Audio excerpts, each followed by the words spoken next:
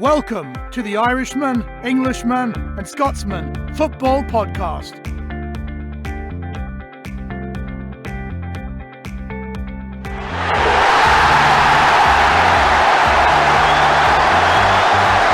The next season, Alex Ferguson signed Fabien Barthez, who had won the World Cup of France a couple of seasons before. Celtic really wanted you, but you decided to stay. I did. I thought it was too cold in Glasgow coming from Bosnich. Or you couldn't understand the accent, huh? Yeah, look, obviously, like I said, we're going into great detail. Sir Alex and I, unfortunately, had a bit of a falling out. And like my dad used to always say, rule number one, the boss is always right. And rule number two, if he's wrong, see rule number one. But when you're a little bit more young and headstrong, as we all know, that you think you're a little bit bulletproof. So maybe with hindsight, I should have maybe cut my cloth accordingly. So he went to sign Fabien, and at that time I was like, oh, whatever, you know. But and I went to meet Martin O'Neill.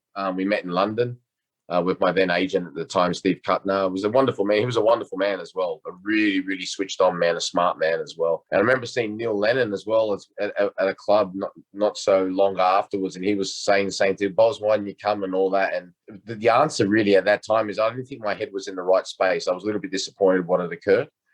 And I wanted to do myself justice, and I wanted to do, more importantly, Celtic justice.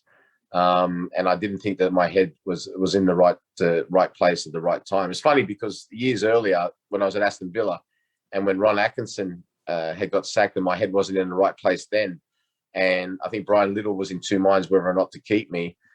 Rangers had come in for me then as well, and I told them the same thing. Like I said, number one, it's too cold. I said, number two, my head's not in the right space, you know, and I don't want to.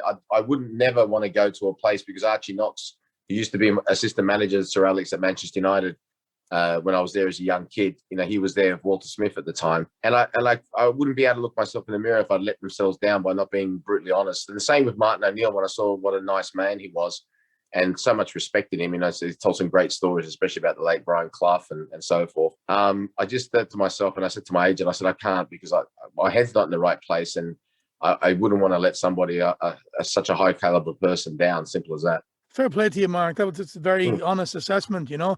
You weren't just going to go there and grab the money, even though, but exactly. You knew yourself that you weren't in the right place. No, I respect that a lot. I do. Thank you for listening. If you'd like to hear more of our podcasts, please click on the red subscribe button on the bottom right-hand side. Thank you.